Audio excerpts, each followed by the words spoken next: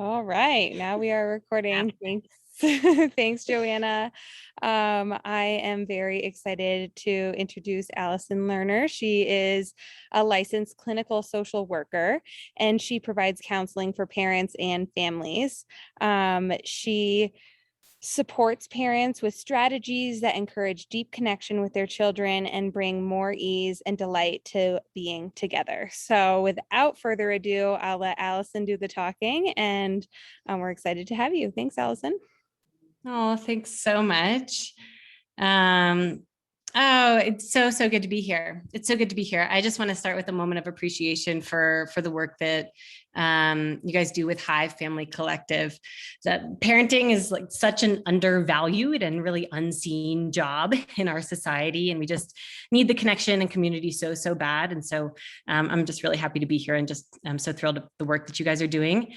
And also moment of appreciation for everybody who showed up here tonight, and anybody who's watching this in forthcoming videos. Like, it's so significant to take a moment out of your busy life and schedule to slow down for reflection. And especially like where my interest lies, reflection when it surrounds your relationship with your child. So I have taken this path both professionally and personally to really care a lot about the child-parent relationship. And I kind of think it's where the revolution happens. So thanks for joining me in that. And so, yeah, tonight I'm going to be talking about playful parenting and how to engage effectively with play with your child. And I will be sort of talking probably preteen and younger, but I'll kind of tap in and out of into sort of the teen zone a little bit. But talking about play, I'm also really mostly going to be talking about connection. And I want to start with a story from my own life that hopefully can kind of lay the groundwork for some of this. I have two kids who are they're two boys, one who's almost 6 and one who's almost 3. And over this past summer, I spent a ton of time with the kids. I didn't have a lot of structured activities for them, maybe a little bit here and there in the mornings, but I was basically home with them most days, especially midday onward. And we had sort of a nap time structure in place for my little guy and a rest time structure in place for my older guy so that I could have a moment of sanity in the middle of the day. And this is all going fine and well. My little guy takes his nap. The older guy goes into his room. And somewhere around midsummer, my older son, James, comes out of his room during his rest time, and he just starts like literally and metaphorically biting my ankles, like just going for it. His body is loose and flopping. He's like, I want a treat. He starts opening up the freezer, looking for ice cream. And I'm annoyed. It's the one time in the middle of the day when I can get some stuff done. And he can kind of sense this in me, right? Like he can sense my tightness about this. And then he like gets this flicker and he says, I'm going to go wake up Ozzy. That's his little brother. And in 1 second, he turns around and runs upstairs, and the mama rage like starts coursing through me so that I book it right after him. And as soon as he opens the handle, I quickly shut it and basically throw him to the ground. So then I turn around and I have to deal with this, right?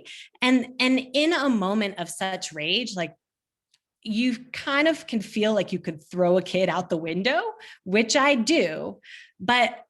And usually when your brain's in this amount of rage, you aren't thinking well. And I wasn't. But then I had just like this flicker of brilliance. And I looked at him and I said, you know what I do to little boys who wake up their brothers?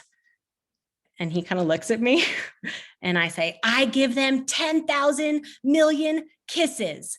And I chase after him and I start kissing him head to toe, up and down, onto his fingers, onto his toes. And he laughs and he squeals and he runs away. And we continue to play this game. It sort of evolves into a game of chase. It evolves into me throwing him hard onto the bed and him trying to get past me and me throwing him back hard onto the bed. And eventually evolves or devolves to both of us sort of wrestling and laughing on the floor. So I survived that moment, right? Good, bad, otherwise, I survived. The next day comes around, same thing, same nap time structure, same rest time, everything's going along. And James, my older one, comes out of his room again. And he walks down and comes up right next to me. And I can tell what he's going to do. And he turns around and runs towards Ozzy's room. But the interesting part is that he doesn't run that fast. He runs slowly so that I can catch him. And I do. And we play that whole game over and over and over again. We did that game for probably 3 days, maybe 4 days during rest time. And then on maybe the 5th or 6th day, it just stopped. And he didn't come out of his room from rest, and he didn't try to wake up his brother.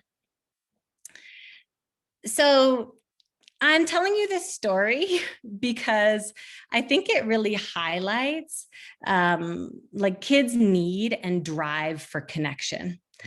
And oftentimes we miss the message, and I nearly missed it this time, and I miss it all the time. But in the discussion tonight and in my work, I like to propose that usually kids of all ages and stages, when they are acting in a way that we could consider off track or acting out, be it waking up their little brother from a nap, pulling the dog's tail, pointing the hose at you on a cold day, slamming the door in your face. I could go on and on. It's a bid for you. It's a bid for connection.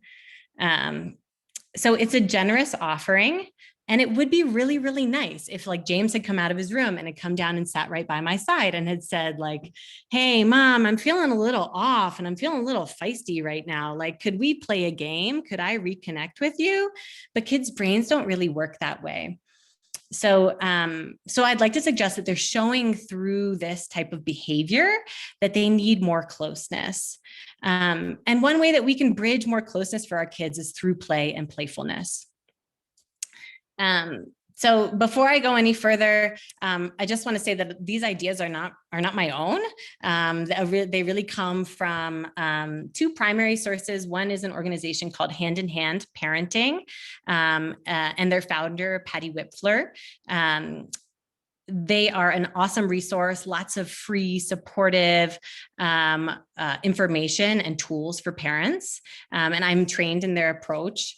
And then another resource that I'm drawing on is the work of Larry Cohen. So he's a child psychologist, and he's the author of The Art of Roughhousing and also a book called Playful Parenting. So he's one of the gurus on this stuff. So back to connection. I think we all probably know what it feels like to be super connected to your kids. So a lot of times when I work as a therapist and I get to know a family, one of the first questions that I like to ask is for them to think about a time or times, present or past, that they have felt really, really deeply connected to their kids. So maybe just do that for a quick second. Think about a moment. It could be long ago. It could be when they were a newborn and you were gazing into their eyes. It could be a moment driving in the car with them. It could be a super sweet bedtime if you're lucky enough to have those. It could be driving in the car. So a moment to sort of call that memory in.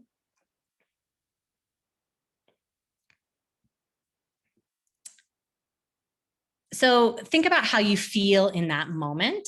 And as much as you love that moment and as much connection and sort of like joy and warmth that you feel when you recall that moment, your kids really feel that too when they are in those moments with you. And actually, that's their ideal state. They love that feeling.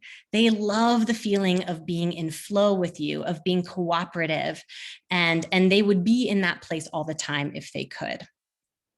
But the catch to all this is that connection is really, really fragile, right? So especially for kids, we can't meet this need for connection that they have all the time. And they're really hardwired for it. Our brains, we come out and we are hardwired, like ding, ding, ding, ding, ding, ding, ding, like who's connected to me, who's watching me, who's here with me. So hardwired for this deep sense of connection. And we just really can't meet it all the time. So, even in the best of circumstances, we have to go to work. We have to drop them at school. We have to pick up the phone call. We have to turn around and grab a wipe when we're changing a diaper, right? So all these moments are small places of disconnection. And obviously some families, and some of you might experience bigger ruptures and disconnections from really, really intense or severe experiences. So I'm saying this to say that a break in connection is inevitable, and it really happens quite regularly. And how this can roll out for kids is that those feelings of disconnection, of just sort of like not being in that like lovely flow state that we cannot possibly be in all the time, can lead to some feelings of isolation and powerlessness. And most of the time when we're seeing these sort of like off track or sort of uncooperative behaviors or hard behaviors from kids, they're driven from these places of isolation and powerlessness. So now I feel like I kind of like laid out like an impossible scenario where it's like, okay, well, shoot. Okay, so great, connection's going to break, and then my kid's going to feel that way. Like, okay, great. Now, so what do I do about this? And it's not just a parent-child thing. So it's really the way that all relationships work. We're in a constant flow of like rupture and repair, rupture and repair, rupture and repair. And so this is where play comes in for some of that repair, for some of that bringing yourself a little bit more fully and strategically. And play can really be the perfect antidote to these feelings of powerless and isolation that our kids might be feeling. So let's dive in. We'll talk a little bit about play. I want to talk about 4 different ways that we can play with our kids that can really bring these feelings of closeness. One comes from hand-in-hand parenting, which I referenced earlier, and they call it special time. A lot of us have probably heard or experienced something called special time, but I'd like to sort of lay it out in the way that hand-in-hand structures it, because I think it provides a really, really nice high octane dose of connection between child and parent. And usually when I work with any family, this is sort of like my first prescription, no matter what's going on, no matter the age of the child. So this is how it works. And you could, let's first talk, well, like somewhere between toddler to preteen. For toddler to preteen, you might approach your child and say, or actually, let's talk baby to preteen, because you could do this with a really young baby. You could say, hey, I have 10 minutes and I would like to spend some special time with you. And then what you actually do is you set a timer, and you set that timer for 10 minutes. And in that 10 minutes for the special time, what I coach parents to do is to pour in as much connection as you can. Again, it's this high level, really high octane dose of connection. Usually play a special time in every family will have a couple of parameters, like maybe we don't spend money. That's really my rule in my house. That's kind of the only rule that I have. And you're definitely going to be on some safety patrol maybe during your special time. But other than that, I would say you try not to say no. You're trying to slide your kid into a place of control and power and connection. So with a teenager, just to sort of go back to that, you can do more of an unannounced special time, because they might be more resistant to this sort of like, hey, here's my timer, I'm going to have 10 minutes of special time with you. You could sort of approach and look at your watch yourself and think, okay, I'm going to spend 10 minutes and I'm going to pour in the love. So this is so different than other types of play, because I want you to have your phone away. I don't want you to take a sip of tea. I don't want you to go to the bathroom. This is as much connection as you can pour in. And because of that, I do this with kids a lot, but I can never really do it for more than 10 minutes. So it's not like we're going to go have special time and have a big outing and do these things, because you really can't deliver that high test dose of connection for much duration. So all of this can sound sort of easy, like this tool is sort of a simple tool, like great, approach your kids at the timer, do the special time, but it can definitely be challenging. So just to air some of the challenges that I see a little bit in this, and maybe some that might be buzzing through your head. is like, well, what if my kid picks something that I don't want them to do or that I don't want to do with them? Like they want to play a video game, for example.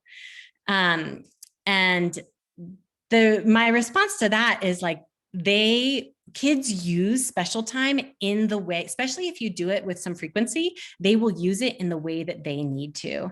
And so try your best to sort of get on board with what they pick. And that's going to be really different. You probably set limits around video games and other periods of time in your life and in their lives. But in this period of time, you sit down on the couch with them and you love them loving that video game, like really hard.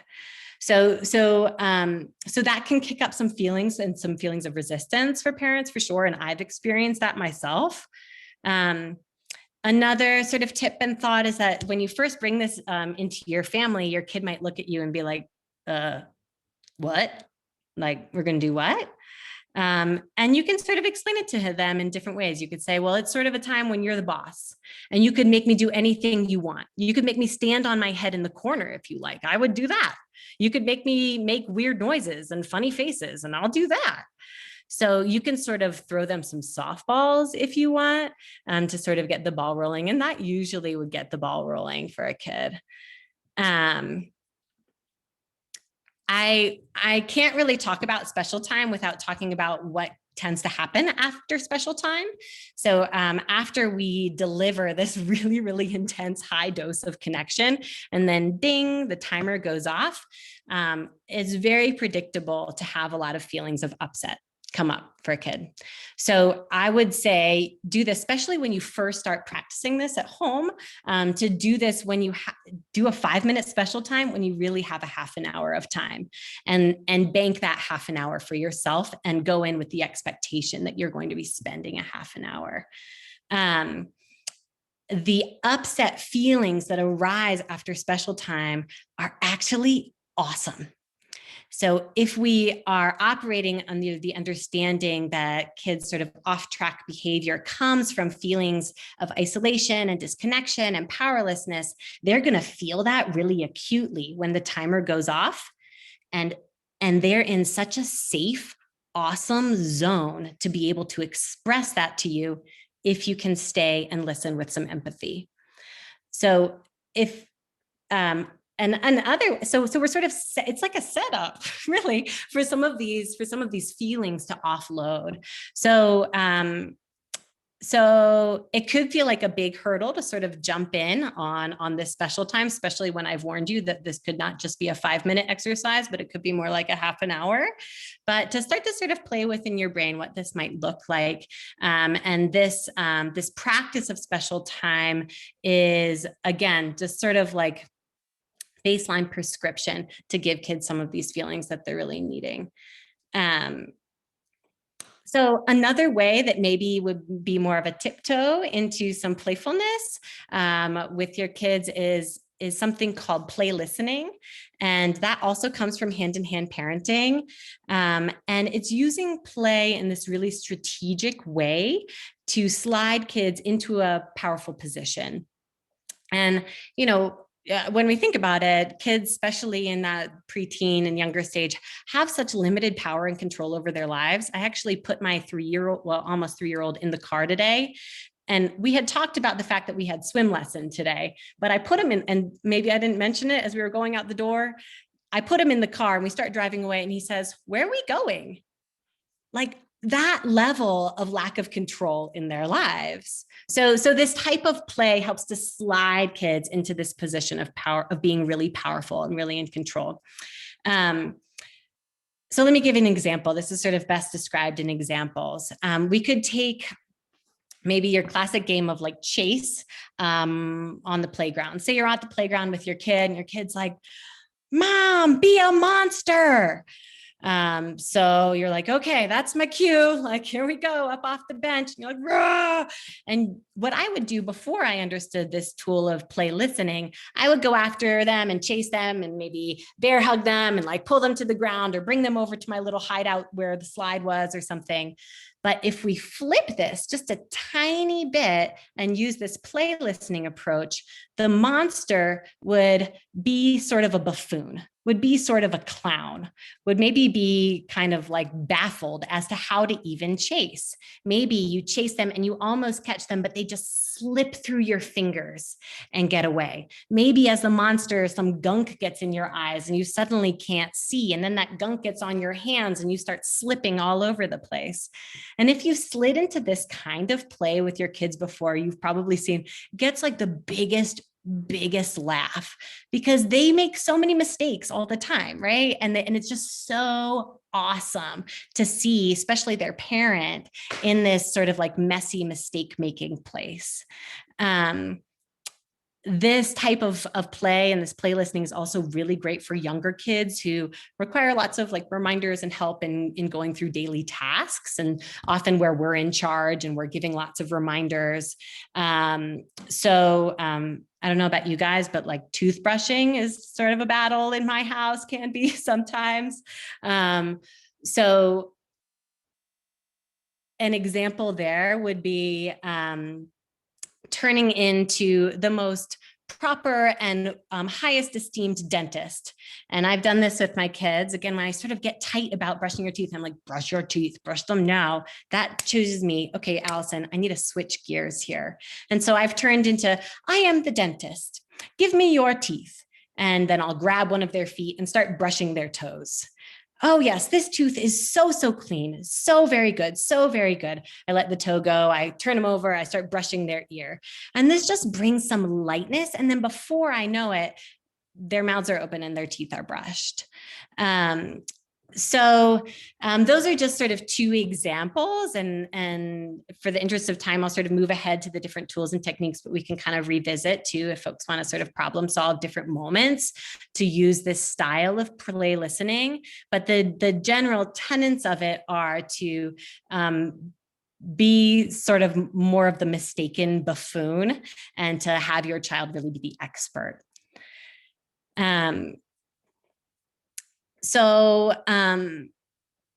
Another way to play and play strategically, and I do this a lot in a therapeutic space, is to do something that Larry Cohen talks about, where he says to bring a problem into the play zone.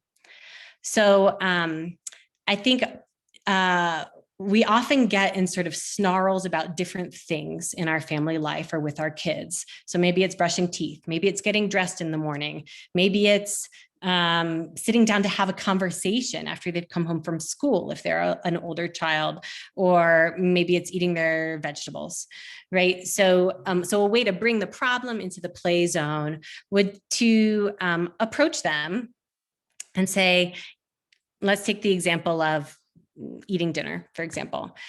You wouldn't do this at dinner time, but you would do this at a time when you have some time, when you're feeling relaxed, when you're feeling like you have some extra sort of lightheartedness in you. And you might say, I really noticed when we have dinner, we get in kind of a tangle and we get in kind of an argument about it. And I was wondering if you would want to play a game about it with me. And for a lot of kids, they might just hand it to you right there. They might just be off and running, and you might have to do absolutely nothing except follow their lead. For others, you might say something more like, well, do you want to be the parent who's forcing me to eat my dinner, or do you want to be the kid? And again, maybe they don't give you much, and you could say, or do you want to be the piece of broccoli and I'm going to try to eat you? Or I'm going to be so disgusted by you. Oh, you're that piece of broccoli, and you're going to like go in and smell and say, oh my gosh, it's so disgusting. I can't even. So you could sort of loft some of these ideas. And usually, because kids just live in this world of play, if you go there, they're going to jump right in. So unless a kid has really, really experienced a lot of trauma, a lot of severe separation, kids speak in the language of play. And even if they have experienced a lot of trauma in their lives, play is usually the exit road, but it just has to happen really, really slowly. So the goal of this type of bringing a problem into the play zone is to get some laughter going. So when we can laugh, we like, we discharge the yucky, stuck feelings that we have about something. And so that's really the only goal. The goal isn't for them to sort of role play how they should eat dinner, by no means. In fact, I prefer it to be sort of all screwy and witch way, because that's going to bring the laughter a little bit more. So again, this is not a role play for like acting something out into fruition. It's more just to get the ball of laughter going. So if you feel the laughter coming when you're bringing this problem into the play zone, that's your answer. Go deeper, repeat that. That's where things click. The last type of play that I really like to encourage for families, and that when I started learning these tools, I really brought into my own home, is rough and tumble physical play. And as parents, some of us have huge resistance to this, but kids love this. And it is high test, big time, full body, brain wired connection. Connects all parts of ourselves when we throw our whole body against another person. And it connects us, boom, like this to them. So Larry Cohen has a phrase where he says, drop everything and pillow fight. I think he turned it into an acronym, DEAPF, right? I don't know how you say that. But when things just start to get sort of like gunky and you feel yourself starting to say things that you don't want to say, like, and your kid's off track, drop everything and pillow fight. And you know what? You could pillow fight for 10 minutes. And on the other side of that, you're all going to be shifted. We do a lot of softball fights in my house. It's a mess, but it's tons of fun. We take all the socks in the house and we throw them, and you can really peg each other with these socks. And so that's sort of my version of drop everything and pillow fight in my house. And probably the tool that has changed my relationship with my kids the most, it revolves around this rough and tumble. And it comes from hand-in-hand parenting. And it's what they call the vigorous snuggle. So in my example before, when James woke up Ozzy, his little brother, and I had this huge urge to honestly pick him up and hurl him across the room. And you have that energy just coursing through your body. That is your moment for the vigorous snuggle. And you approach your kid and you can grab them and you can wrung them in your hair and arms, and you say, "Oh, come here, you."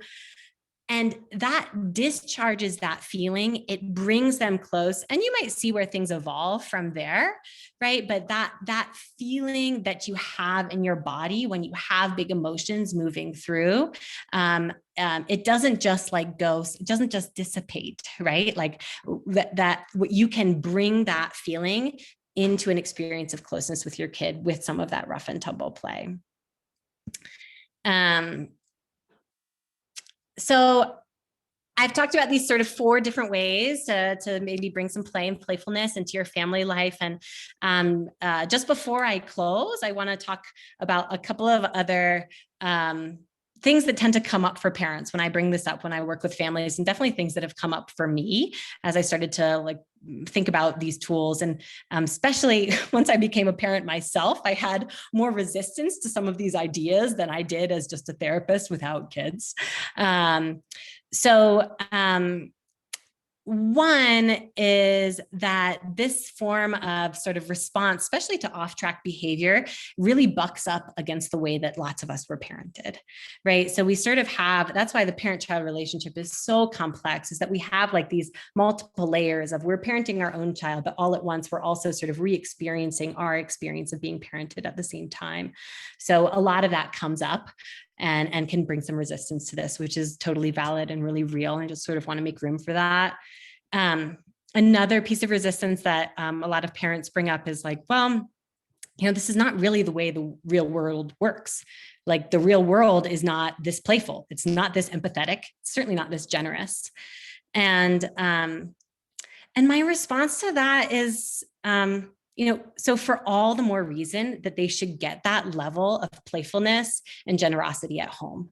because they're going to learn that. They're going to learn social norms. And we need to give our kids more credit that they can tolerate and really understand that they can do this within the context of your relationship. And maybe they can do it sometimes and maybe not other times. Maybe sometimes you're not into it. So you set a limit about it and you aren't going to do it. They can tolerate that. Like they can get that. And they can get that they don't do it with their teacher at school.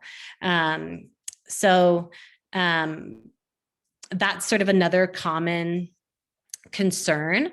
And then another one is, and especially in my story at the beginning, that this is sort of a concern about that for a lot would be, well, hold on, like your kid totally acted out and then you like rewarded him with this lovely like play session. And sure, you could totally see it that way, right? But also, kids are people. And they're people with really complex brains that are wired for connection. So instead of providing sort of a consequence that has nothing to do with their actual need, through play and playfulness and empathy, we're actually responding to them with what they need. And we're offering them a way back into our good graces. And we're offering them a way back into their best selves. With that, I really think that we don't need to be hard on our kids when they're already having a hard time. And a final note is I'm spewing up here about play and playful parenting, but like we do need to set limits and boundaries with our kids. Yes, we do. But I love the playful parenting approach because most of us are already doing the boundaries and limit setting, maybe a lot. And the playfulness sort of shakes it up a little bit and gives a different approach. And it also allows you to be playful even with some of those limits, with that vigorous snuggle, with the mister, come over here. Oh, no, you don't. So it brings a tone of lightness that really can have a ripple effect through the culture of our families. So that's my sort of tools to share. And I hope you can walk away with something that you feel like, okay, maybe that's like one little spark or one little thing that I could try out. The other thing that I just hope that you end here with tonight is just a boost, because guys, parenting can feel like a grind. It can feel really relentless. It can feel lonely. We can feel stuck. And I feel that way, all the time on the regular. Some of you even have kids with different developmental challenges or behavioral challenges, or have been through traumatic experiences, which compounds that difficulty. And I just want to really remind you that you're good. Like you're good. Your kids are good. You're doing good. Right? And you're carrying a heavy load and you're really, really carrying it the best you can. So these tools are to add to that and what you're already doing. Yeah. I don't know if that stirred stuff up for people. If we want to sort of open up to conversation and question, I would love that. Thank you so much, Alison. Perry and I were just saying how much we needed to hear that tonight. If you could have been a fly on the wall in my house this morning when my daughter didn't want her hair brushed, or she didn't want to wear her socks, and she didn't want to wear the pants I picked out, all these things, this would have been really helpful last night. Well, you know what, Perry? I have a feeling you're going to run up over those same hurdles tomorrow. So you'll have another chance. That's the beauty of it all. Well, if there's anybody that wants to ask a question, you can unmute yourself, or if you're feeling like you don't want to ask a question, you prefer to put it in the chat, I'm happy to ask that too. But I have two questions for you. One, there's somebody that I follow who always has a great saying that says an escalated parent cannot de-escalate an escalated child. So like if you're angry and your child's angry, your two angers are obviously not going to solve the problem. But in the moment, I know you said you instead of getting angry, grabbed your son and decided to have a tickle fest. I try not to immediately get angry. I try and, speak calmly, but there's only so long that you can do that where your child just continues to like scream, cry, not accept maybe the playfulness or your direction. Like how do you navigate that? Yeah, I mean, so good. That's why I'm like, I was like, I have all these things I want to say. I'm like running out of time. You brought up some of them, so just really good. Two things come to mind. One is like, yes, like being playful also it takes sort of a higher level of thinking than we can be in when we're in a really stressed out state. Right. So, and whether that's like a stressed out moment or a stressed out period of time, like you maybe just had a new baby and you're dealing with a toddler, like you are maxed. You might not have the resources to be doing this. Right. Mm-hmm. So to that, I'd say on one side of this, so you have this like playful parenting approach and coin, it cannot function without another side of empathy and listening. And so, again, this is a hand-in-hand approach, which I love. It's a simple tool, but it's very difficult to do. And instead of a play listen, they call this a stay listen. So you might set a boundary with your kid. I don't know if you're thinking about a specific scenario, Perry, but let's take this putting on socks for this morning.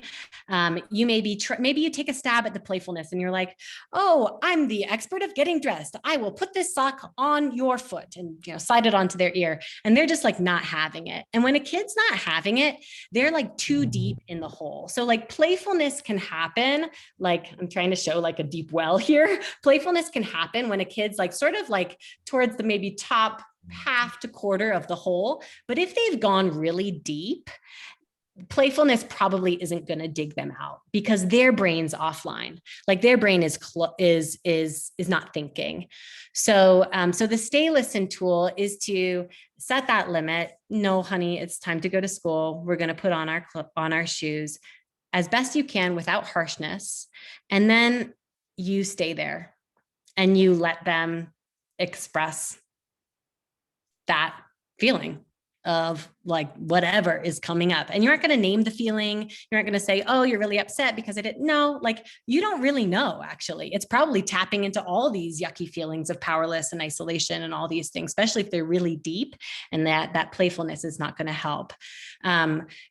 So the stay listen is a complex practice and tool. And again, maybe we don't always have time for it. Sometimes I've plenty of times put my kids in their car seat without their socks and shoes on because I'm like, that just didn't happen. I'm going to shove them on you when you're strapped in. Mm-hmm. Right. But when we have the time to really listen and really be there, that's sort of the other side of this tool, because you're right. Playfulness just like doesn't work all the time. Mm-hmm. Does that answer that? Yeah. And I could talk more about that stay listen tool a little bit because it sort of sounds simple, but actually is very hard to do. Well, it's hard too when your child is screaming in your face and it takes every ounce of you to be like, okay, I'll just sit here with this and like allow it to happen until that feeling has left.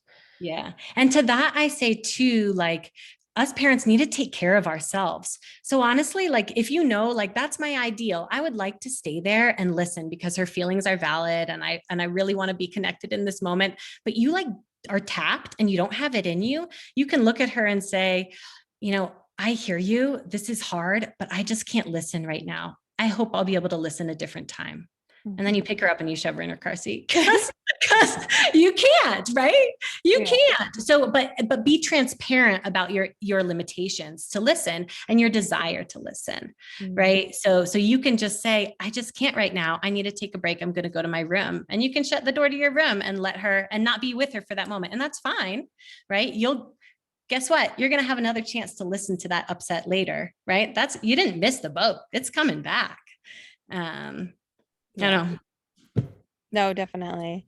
It looks like somebody asked if you could list the resources you referred to again, and we will send out an email after this with all of the resources that Alison said. But if you'd like to list the two people I think that you referred to with the play. Hand in hand. Yeah. So yeah, I can just say them quickly and you can look, so here I can write hand in hand parenting. And they're the organization out of California. And then Larry Cohen is the author who talks a lot about playful parenting. But yeah, I'll send more of a complex like resource list. Alison, I have a question. Do you ever look at, you know, I don't know if you have specific tools, but I mean, I've heard about, you know, love languages for people's own relationships and who they are. But I also think about that a lot with kids because some kids are very tactile. Some kids, you know, like depending, it can change, right, developmentally on their different stages, but whether they want to basically like parallel play, you know, do you look at that aspect or do you just rely and kind of suggest things that might fit into their love language during that like 10-minute intense focus and giving to your kids, or do you kind of just let them say what they want to? Oh, so like during the special time, sort of how to, Yeah. if we're curating it or directing it anyway. Yeah. Yeah, I mean, I think that's a really good question. I think that that's great to be thinking about sort of like, how does my child view the world and how do they view relationships and what are their sort of natural inclinations? And I think what the beauty of special time is that they're going to bring that. So you don't even have to. Like your job in that special time is to really show up wholeheartedly and pour in as much love and adoration for them that you have, and you have it, right? And we just don't get the opportunity to really deliver it in this way. So yeah, to be honest, in terms of special time, I wouldn't be too worried about it because you can trust them that they're going to do what they need to do with that time. And, you know, if the timer goes off and they've like seemingly done very little, but you've just like kind of silently loved on them, like, awesome. That's great. That's good time. So we aren't necessarily like looking for something to look a certain way or have something happen magically. Sometimes it does. Sometimes kids in special time will play out difficult moments that they've had, or my kid rolled into playing out the experience of going under anesthesia after he'd had his tonsils and adenoids out. Like that was really interesting and a good use of time. So does that answer that a bit? Helpful. Thank you. Oh, can I ask a question? Yeah. It's actually from my husband, but he had to go. I'll just. I love you guys. We're taking this in as at family dinner. Can you employ any of these strategies with siblings? We're just trying really hard for our 4-year-old and our 1-year-old to play nicely together. And the 4-year-old is she's really impatient with her. And so we're trying to create, you know, a more like an environment where they can play together or teach the 4-year-old how to not get so impatient and just angry so fast with a 1-year-old that obviously doesn't know how to play, comes in and smashes everything. Sure. But can you employ any of these these fun strategies to get these kids to love each other more? I love you both so much. Just love each other.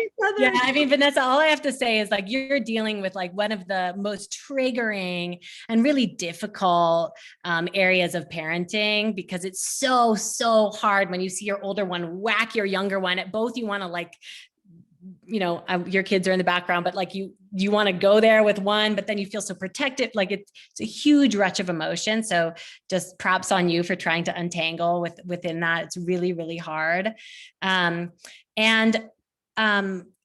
My suggestion for that is for the playfulness, the play listening tool where we slide kids into the position of being like an expert is an awesome tool with multiple kids. And that can be with siblings or if kids are over for a play date. So you could even start your day with the tone of playfulness, and your 1-year-old, almost 2-year-old might not quite be there cognitively, but will start to get the tone. So much so that, you know, let's say you put out breakfast in the morning and you pour bowls of cereal and then you say, okay, here's your milk. And you put a bottle of ketchup on the table. And they're both going to get that. And they're going to connect to each other and they're going to connect to you. And then they're going to say, Mom, that's not the milk, that's the ketchup. And you're like, oh, what? I thought that was the milk. And then you go and then you bring out the mustard. And if that's laughing, then you keep going with that. So that's a tool to use. So you sort of bring that play listening where they're both smarter than you are. And that can help them sort of join. Another thing that I've done, like if there's a play date that's gone awry at my house, which happens, I'll sort of come up to the group and I'll say, hey, pick on someone your own size. And then they'll both sort of like come after me, and we can sort of move into the rough and tumble space where they're again, sort of both, we slide them into being on a team. What is cool when you start bringing this into your family and this tone into your family, what happens now and what's happened with my kids does not happen all the time, but my older one will play listen with my younger one. And he'll do things where he slides the younger one into this position of powerless, and he'll pretend he doesn't know or doesn't understand. And that's been really cool to watch, but that didn't happen overnight too. It just comes from, they'll watch you do this and sort of learn a little bit. So those are some ideas to try, Vanessa. Thank you so much. That was helpful. Good luck. Thank you. I had a question. How could you apply this to our 3-year-old right now? Just really has a preference of a parent. And so like how to help the playfulness with the relationship between him and his dad, or him, like the dynamics of 2 different parents, and helping support the relationship that way. Mm-hmm. Yeah, cool, Catherine, for sure.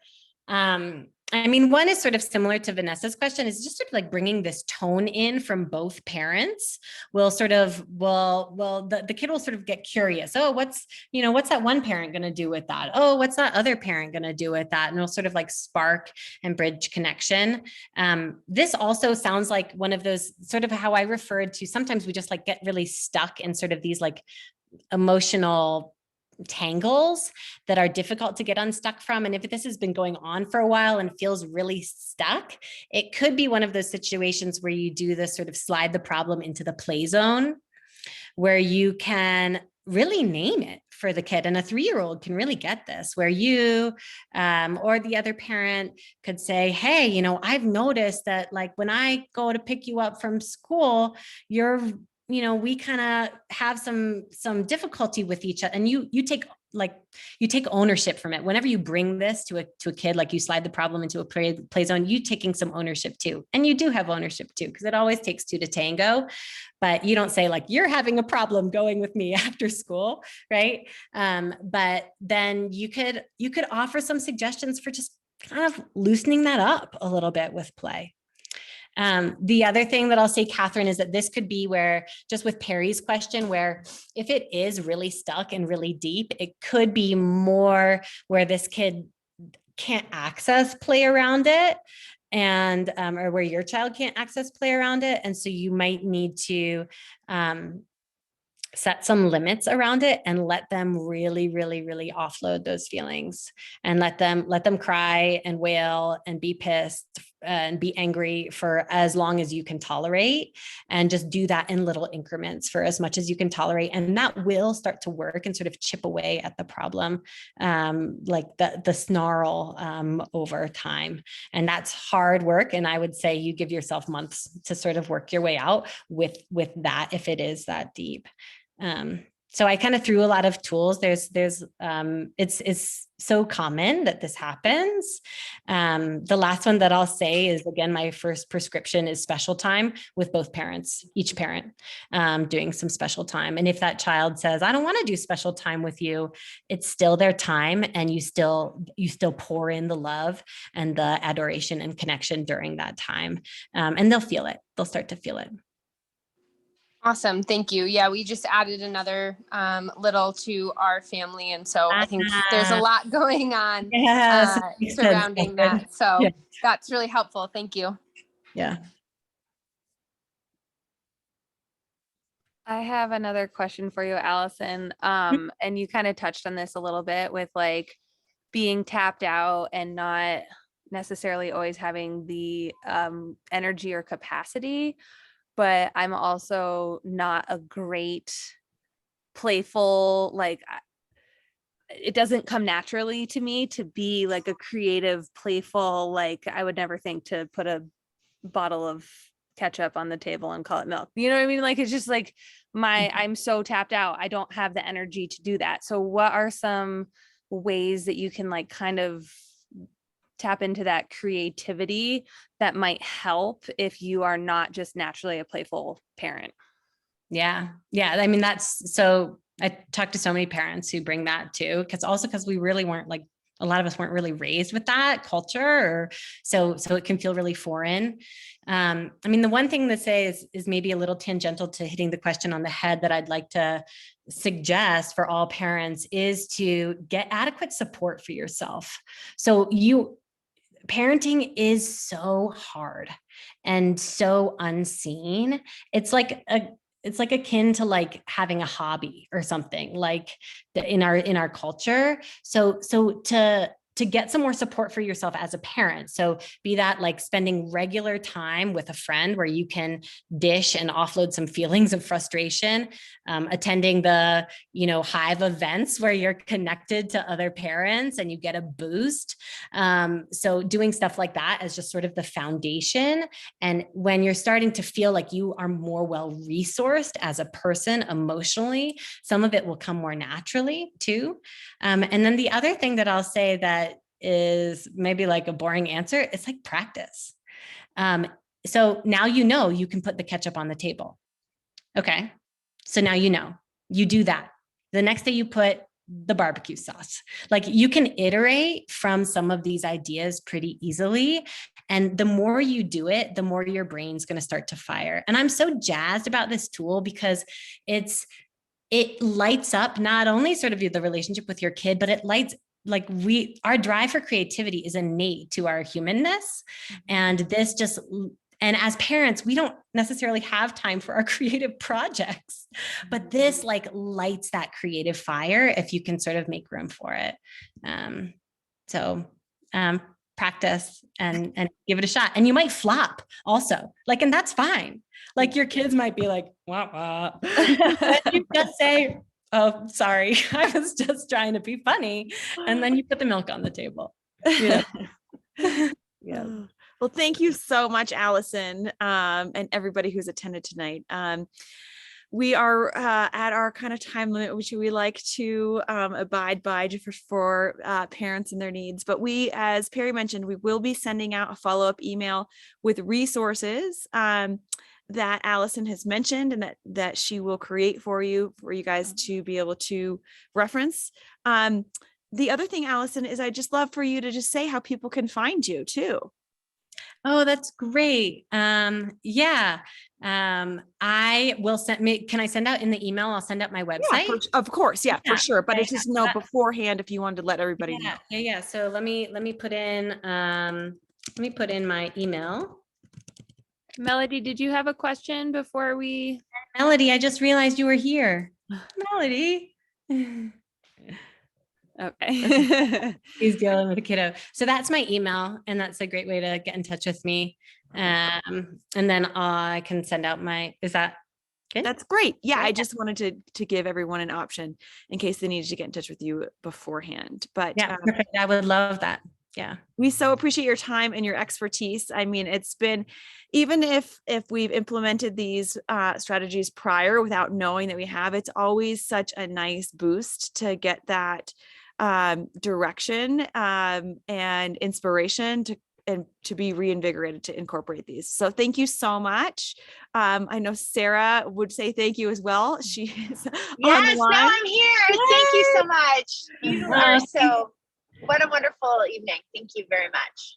Well, thanks so much for having me. It's really meaningful to be a part of, the work that Hive's doing. So thanks, guys. Thank you. Thank you everyone else for joining. Good night, everyone. Good night. Good night. Thank you.